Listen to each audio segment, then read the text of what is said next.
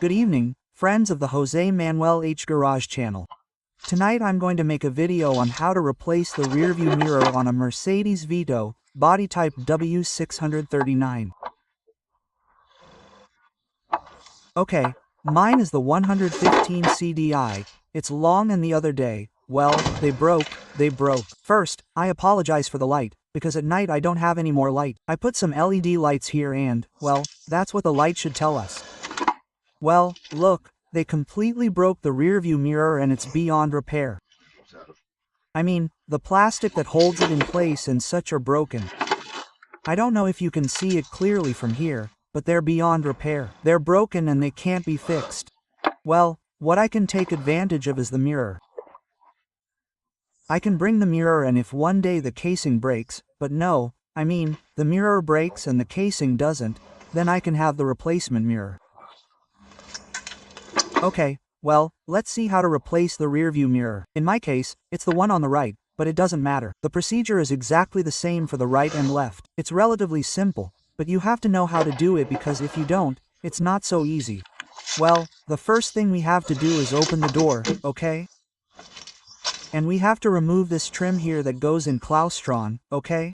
It's pressure fit, it has some staples, and now we're going to see what staples it has. Okay. Well, let's see if I can hold it with my hand, see, just like this with my hand. I do it like this, see? And now I'm unclamping it. Now I'm going to show you where it's clamped, okay? I need to talk to both hands and now I'll show you how it's enclosed. Look, it's enclosed with this little pivot here, okay?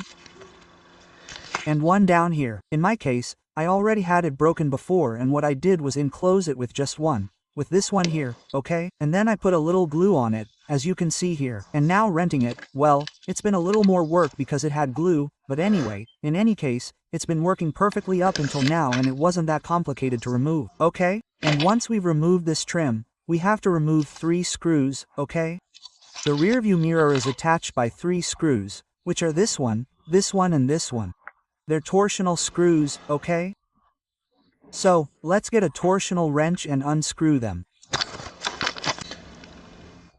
Look, and when I've removed all 3, well, this just comes out. Do you see? Here we actually have the little holes. Do you see the 3 holes? It comes with this rubber band here so that it doesn't make noise due to vibrations. And that's the story, there's nothing else. It's that simple. So here I have the new one. I bought it on the black market. It came out pretty cheap. It cost me about 40 euros for the whole set. They used to be much more expensive when there were no aftermarket parts, but in this case there are. Do you see? Here we have, you see, here we have this little pin that goes, you see this little pin here. That little pin here. You have to insert it from bottom to top through this little hole here, okay? When you insert it, don't move it or anything. In other words, the first thing you have to do is place it like this, you see, from bottom to top.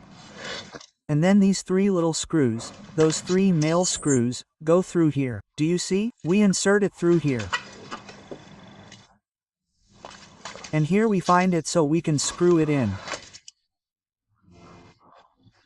Okay, since I need both hands, I'm going to put one of them in and then I'll continue recording. Well, as you can see, when I put it in with my right hand, I made sure that the little pin went in here and now I've been able to put it in by holding it here with my right hand. With my left hand, I've already put the first screw in by hand and now I only have this one left. Sorry, that one, not this one, it's the staple issue. I already put it in, I mean, gosh. Well, I have this one left and I have this one and this one left. I apologize for the light, but the spotlights are what illuminate me, but come on, I think you can see it clearly. Okay, this one, and this one, and come on, we'll tighten them with our torque wrench and that's it. Now we'll see how it looks. Well, that's it, ready, it's in place. It's very easy. Okay, I've already tightened the 3 and now this folds perfectly and that's it. I bought the cheap one, okay? The one that doesn't come with the electrical connector. If it comes with the electrical connector, it's no big deal. You'll just have the little cable with the connector here and you'll have the other connector here.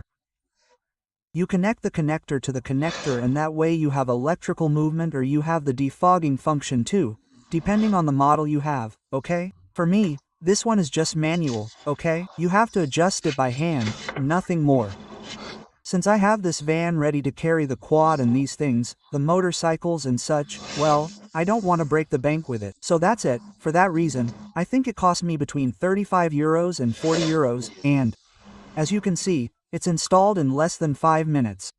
Now we put this trim here, which I'm going to put a little silicone glue on this side here, and we'll lock it in place in its 2 places.